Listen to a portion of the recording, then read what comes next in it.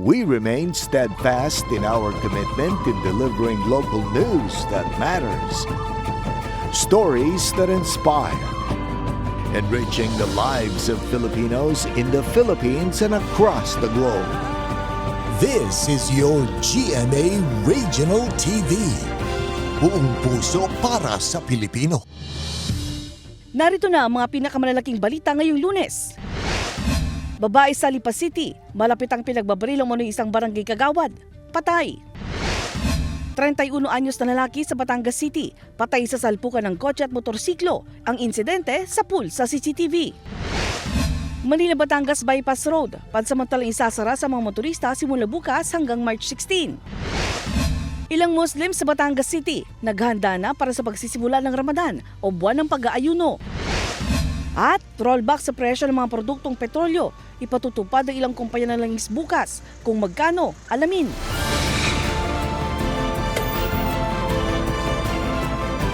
Ito ang GMA Regional TV, Balitang Southern Tagalog. Magandang hapon mga kapuso, narito na ang Balitang Southern Tagalog. Hatid namin ang mga pinakamalaki at pinakahuling balita sa Timog Katagalugan. Live mula rito sa GMA Batangas Station, ako po si Ace Medrano. Patay matapos malapit ang pagbabarili ng umano'y isang barangay kagawad ang isang babae sa Lipa City. Nakatutok si Denise Abante. Kaswal lang na naglalakad ang babaeng ito sa bahagi ng barangay Pag-Ulingin West, Lipa City, Batangas hapon itong Sabado nang walang kaabog-abog siyang pagbabarili ng harapan ng suspect na naka-jacket at helmet. Nakalakad pa palayo ang babaeng biktima ngunit sinundan pa ito ng suspect at muling pinaputukan. Matapos ang pamamaril, naglakad palayo ang suspect at sumakay sa isang e-bike. Sa isa pang kuha ng CCTV, makikita na bumaba sa isang motorsiklo ang gunman at saka raw nito inatake ang biktima. Ang suspect sa pamamaril, isa umanong barangay kagawad ng barangay Pag-Ulingin East. Nakausap na rin naman po namin yung driver ng motorsiklo na sinakyan niya nung papunta doon sa lugar. Ganon din po yung sinakyan niya na e-bike after ng pamamaril. So accordingly nga po ay ito ay yung barangay official. Pag-Ulingin West po nangyari yung pamamaril pero yun pong aking suspect is from Pag-Ulingin East. Ayon sa pulisya, posibleng biktima ng mistaken identity ang napaslang na babae. Consider nga po ma'am na itong victim is hindi naman po talaga taga ron. Actually parang naligaw lang po siya doon sa area ma'am. So wala naman po talagang reason para gawin ng suspect yung pamamaril doon sa biktima kasi hindi naman talaga personally kilala ng suspect yung victim at noon lang po nakapunta doon yung victim. Inaalam pa ng pulisya ang motibo ng pamamaril. Na-recover sa crime scene ang isang baso ng kalibre 45 na baril. Sinisika pa na mahinga ng panig ng GMA Regional TV Balitang Southern Tagalog ang pamilya ng nasawi. Patuloy ang accusation na ginagawa namin dun sa pamilya na hanggang pari ay isubo na lang yung kanilang kamag-anak. Sa gayon ay patuloy yung ating ginagawa follow-up operations kung saan natin pwedeng matagpuan itong ating suspect. Patuloy ang isinasagawang follow-up operation ng pulisya. Kasama si J. Arman Hares, Denise Abante, Balitang Southern Tagalog. Umaasang makababawi ng kita ang ilang tindera ng isda habang papalapit ang Semana Santa. Samantala ang mga nagtitinda ng manok, daing ang mataas na presyo ng supplier kahit pa sapat ang supply. Alamin yan sa report ni Paul Hernandez. Malaki ang inaasahang paglakas sa bentahan ng isda habang papalapit ang Kwaresma. Sa ngayon kasi mahina raw ang bumibili. 2 weeks na. Pagpasok nitong mahina na, matumal na talaga. Pagpasok ng summer. Ang presyo ng kada kilo ng galunggong at tulingan, 200 pesos. 160 to 180 pesos naman sa gulyasan. Ang bangus, 160 pesos per kilo. 280 hanggang 300 pesos kada kilo sa tingin.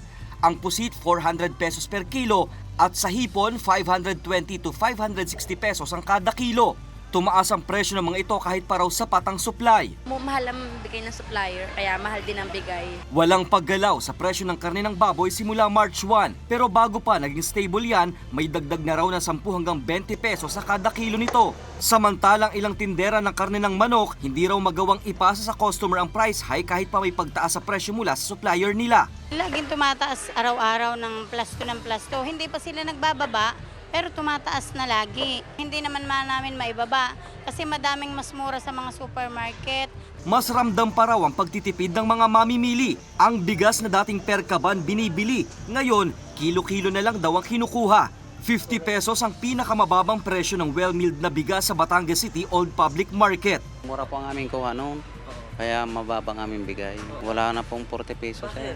Wala pong nadating na yung mumurahin. Ngayong Marso ang inaasahang pag-aani ng palay. May aasahan naman daw na pagbaba sa presyo ng bigas sa pamilihan ayon sa Samahang Industriya ng Agrikultura o SINAG. Yun nga lang, malabo raw maabot ang 40 pesos na kada kilo. We are expecting na bababa ng 23 pesos. So pag bumaba ng third week yung presyo, bababa ang well-milled rice to 49 pesos. Yun ang target na tinitingnan natin. Naging batayan din ng grupo ang farm gate price mula sa bansang Vietnam sa 21 pesos. Kaya hindi raw maaabot na makapagbigay ang retailer ng 40 pesos na kada kilo ng bigas. Sa ikatlong linggo ang inaasahang anihan ng palay sa bansa. Kasama si Buhay Adante Jr., Paul Hernandez, Balitang Southern Tagalog. Isasara sa mga motorista ang ilang bahagi ng Manila-Batangas Bypass Road sa Lipa City mula bukas, March 12 hanggang 16. Ang mga alternatibong ruta, alamin sa live na pagtutok ni Denise Abante. Denise?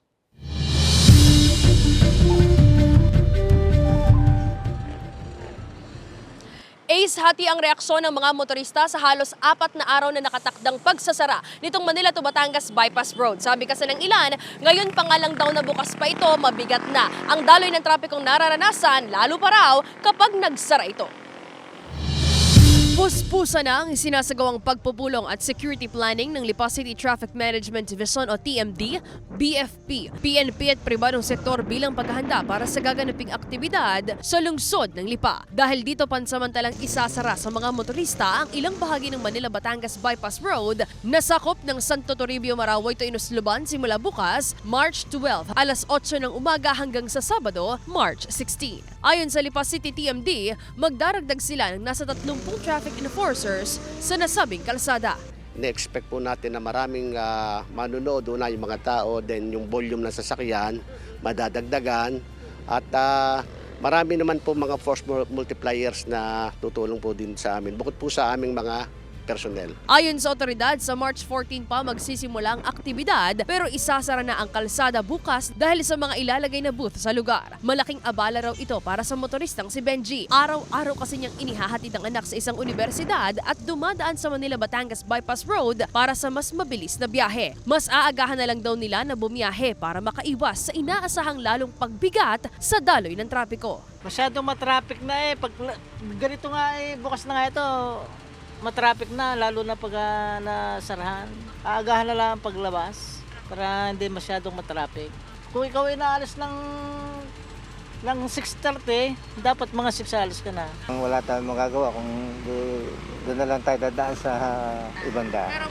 Hindi, ibang ruta na lang para mas madali yung pupuntahan mo. Ang alternatibong ruta kapag galing ng Maynila at patungo sa city proper, maaaring dumaan sa Leviste Drive at maaaring lumabas sa Balete Exit. Sa mga papunta naman ng Barangay Inusluban na nag-Balete Exit, maaaring dumaan sa Leviste Drive at kakaliwa sa Barangay Marawoy. Samantala, tiniyak naman ng Lipa City Police ang seguridad at kaligtasan ng mga dadayong bisita at mga residente sa nasabing aktibidad. Meron po tayong more or less 300 personnel na naka-alert po sa buong Lipa City. Ngunit yung 200 po doon ay intended po dito para sa activity. Yung another 100 naman po ay sa buong city po ng Lipa na naka-standby. Maglalagay kami ng mga personnel sa every activity area po. At every schedule po meron po tayong PNP personnel. At depende po sa dami ng tao. At syempre po, para talagang ma-ensure yung safety and security, pinaka-importante po yung cooperation. Nasa 50,000 katao ang inaasahang makikiisa sa aktibidad. Abiso pa ng otoridad sa bisita at residente na huwag nang magdala ng malalaking bag, matutulis na bagay at deboteng mga inumin. Ace, humihiling naman ng kaunting pasensya at pangunawa ang mga otoridad sa mga motorista sa halos 4 na araw na pagsasara nitong naturang kalsada. Live mula rito sa Lipa City, balik sa iyo, Ace. Maraming salamat, Denise Abante. Naghahanda na ang ilang Muslim sa Batangas City para sa pagsisimula ng Ramadan o buwan ng pag-aayuno bukas, March 12. Narito ang report ni Hazel Alviar. Bilang paghahanda sa pagsisimula ng Ramadan bukas o buwan ng pag-aayuno, inihahanda na ng ilang mga Muslim ang kanilang moske sa Barangay Malitam sa Batangas City. Binigyan din nila ang kahalagahan ng pag-aayuno. Talaga nga rin Ramadan ay malaking pag-aaral rin sa mga Muslim. Dahil kumbaga sa nararamdaman mo din yung nararamdaman yung mga mahihirap. Halimbawa, hindi makakaisa isang araw.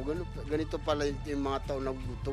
Ito rin daw ang panahon para mapalapit sa Panginoon o kay Allah. Sa oras ng Ramadan, 5 beses sa loob ng isang araw magdadasal ang mga Muslim sa loob ng simbahan o moske. At sa loob ng isang buwan, bawal din ang pagkain, pag-inom ng tubig, maging pakikipagtalik simula pagsikat ng araw hanggang paglubog nito. Mahalaga raw ang Ramadan para sa estudyante sa pananaliksik sa Islam na si Mohamed Morak dahil bukod sa mga bawal gawin, pagkakataon rin umano itong mapag-aralan ang Islam. Sa pagsisimula ng Ramadan, yun po sa paglinis ng puso. Sa paanong paraan sa paglilinis ng puso. Kumbaga, kung meron ka man sama ng loob sa mga kapatid mo Muslim, magbibigay ka ng patawad. At bago ka mag-iftar, kunya i-break mo na yung fasting na maghingi ka sa Allah ng kapatawaran. Dalangin raw nila ang pagkakaisa at kung may bagay raw silang pinakaabangan tuwing Ramadan, ito ay ang Laylatul Qadr.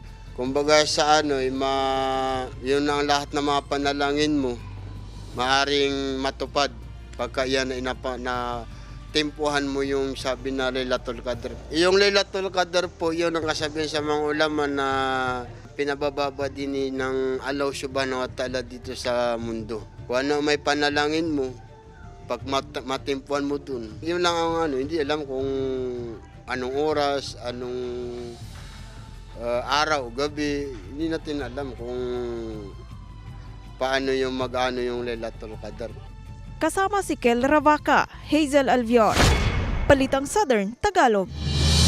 Binigyan ng pagkilala ang GMA Network ng Federation of International Cable TV and Telecommunications Association of the Philippines o FICTAP sa paglahok nito sa 24th Cable Congress Day.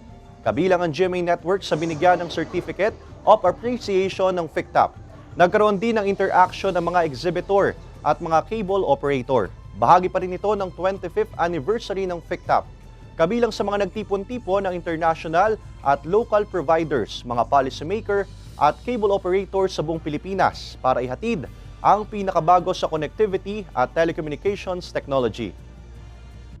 When we started ng Cable Congress namin 25 years ago, GMA7 is already with us during that time. Attorney Goson really supported FICTAP from the very beginning. So naniniwala sila sa amin, maski na kami ay micro cable operator noong 1999. I would like to thank you, Attorney Goson and the rest of GMA7 for the help that you are doing to FICTAP. Sana wag kayong magsasawa sa amin. Susunod, 31 anyos na lalaki patay sa salpukan ng kotse at motorsiklo sa Batangas City. Ang insidente sa pool sa CCTV. At rollback sa presyo ng mga produktong petrolyo ipatutupad ng ilang kumpanya ng langis bukas. Kung magkano alamin. Tutukan lahat ng yan sa pagbabalik ng Balitang Southern Tagalog. Ito ang GMA Regional TV, Balitang Southern Tagalog.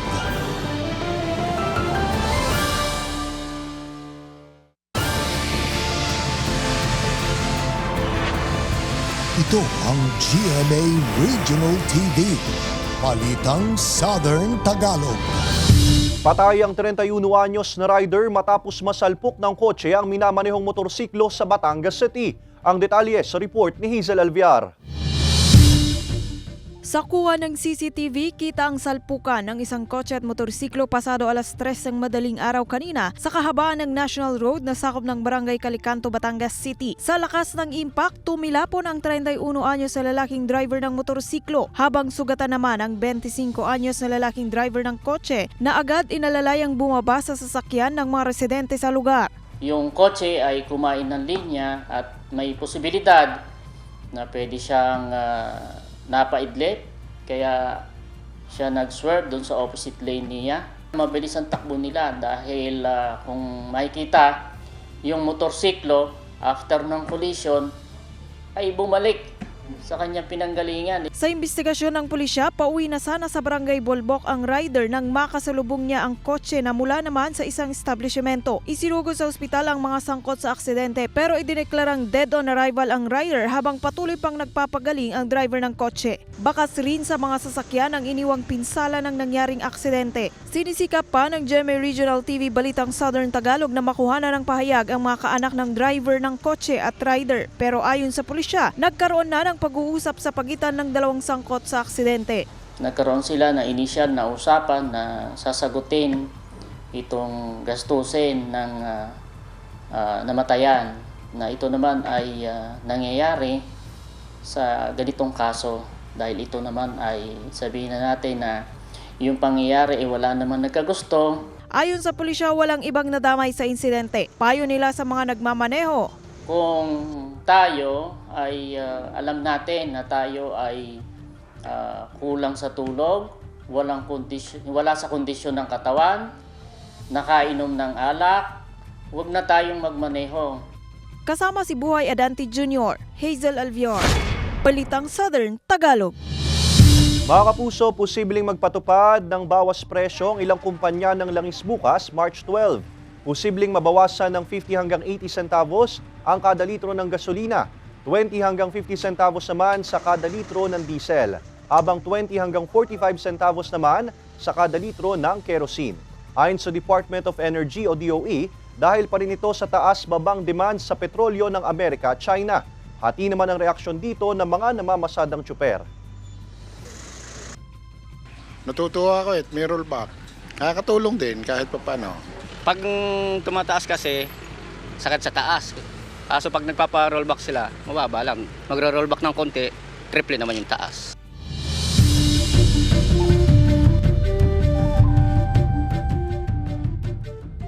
Mga kapuso, ito ang inyong GMA Regional TV interview sa Balitang Southern Tagalog. Ngayong hapon, makakapanayam natin si Regional Director Sammy Malvas ng Bureau of Fisheries and Aquatic Resources Region 4A para pag-usapan ng epekto ng El Nino sa mga pangisdaan. Magandang hapon po, Sir Sammy. Magandang hapon po at magandang hapon din po sa mga tagapanood. Sir, paano po nakakaapekto ang El Nino sa kalidad ng tubig sa mga karagatan at lawa at paano po nito nababago ang mga pangisdaan? Opo, mayroon po kasing iba't ibang epekto yung El Nino. Isa nga po doon ay yung pagtaas ng temperatura and salinity or rising sea temperature and salinity nga ng karagatan. No? So, ang pagtaas ng salinity na nagkukos ng stress din, no?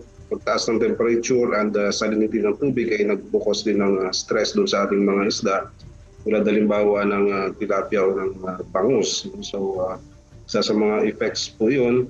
At posible din pong magkakaroon ng fish kill, no? Dahil nga sa pagtaas ng temperature and yun po kasing El Nino ay nag-trigger din ng pag-grow ng mga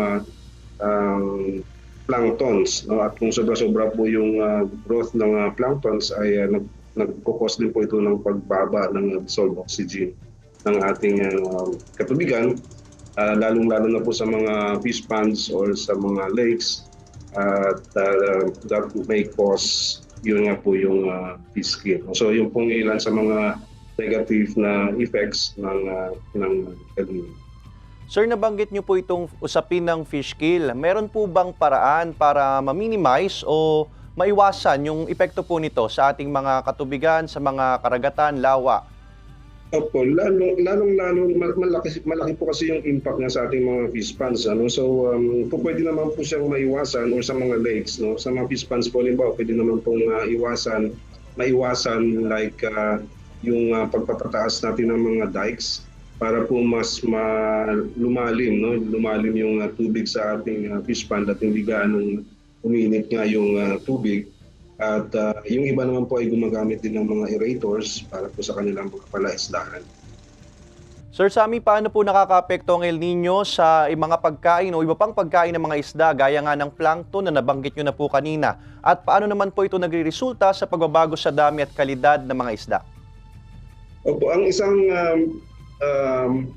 epekto ng El Nino ay yung pagdami nga din po ng natural food o yung mga plankton na siya naman pong kinakain ng ating mga isda o yung tinatawag nga po natin mga natural food. So, paliwanag ko lang din po na mayroon din po iba't ibang klaseng planktons at ang iba naman po ay harmful pero ang iba naman po ay beneficial doon sa ating mga isda. Ano?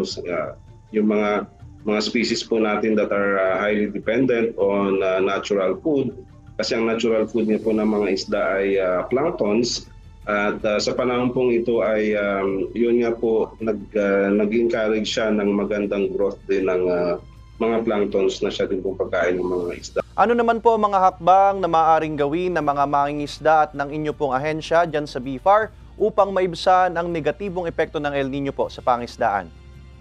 Kami po sa BFAR ay regular po na umiikot yung aming mga technical personnel. Nagmo-monitor po tayo ng mga kalidad ng tubig. Halimbawa po sa Taal Lake, sa Laguna Lake, at sa iba pang mga fish pond areas no, para ma-monitor natin nga yung kalidad ng tubig at makapagbigay po tayo ng advice. Dahil nga po medyo mataas yung posibilidad na ma-stress po yung ating mga isda, ay yung control po sa pagkain. Ano? Kasi kung medyo stress na nga yung isda tapos damihan pa natin yung pagkain ay lalo po silang ma-stress. So dapat po ay tamang-tama lamang yung volume ng kanilang pinapakain dito at para sigurado din po na makain yung mga isda. Isa sa pwedeng gawin ng ating mga nasa fish pond operators ay taasan yung level ng tubig ng kanilang fish ponds at upang hindi nga po gaano uminit yung tubig sa loob ng fish pond. Sir, panghuli na po, ano po ang inyong mensahe sa mga mangingisda ngayong nakakaranas nga tayo ng matinding init ng panahon dulot po ng El Nino? Opo, kung meron pong mga naobserbahan no, yung ating mga mangingisda po, diba, sa lagay or kalagayan ng kanilang alagang isda, kung sa katubigan kung saan po sila naroon, ay pwede pong ipagbigay alam kaagad sa aming opisina o kaya sa lokal na pamahalaan upang mabigyan din po namin ng kaagarang aksyon no, or mapuntahan din po namin kaagad. Lahat po ng provinces ay mayroon po kaming provincial offices kaya pwede po silang dumulog doon or yun nga po sa kanilang mga opisina ng kanilang municipal agriculturist para maipaabot din po naman kaagad sa akin. Pwede rin pong diretsong mag-message sa akin. Pwede ko po bang ibigay yung aking number dito? Sure po, sir. Ang akin pong number ay 0967-236-3102. So pwede niyo po akong i-message. Kung mayroon pong mga naobserbahan po kayo doon po sa inyong communities o sa inyong pong mga alagang isda. Maraming salamat po, Sir Sammy Malvas, ang Regional Director ng Bureau of Fisheries and Aquatic Resources, Region 4A. Maraming salamat din po sa pagkakataon na maipalawanag din po natin yung mga epekto ng hindi lang negatibo kundi positibo din pong effects ng El Nino sa ating pangisda.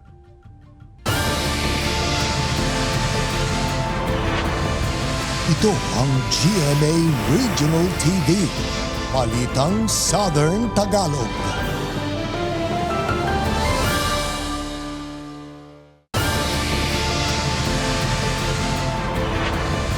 Ito ang GMA Regional TV, Balitang Southern Tagalog.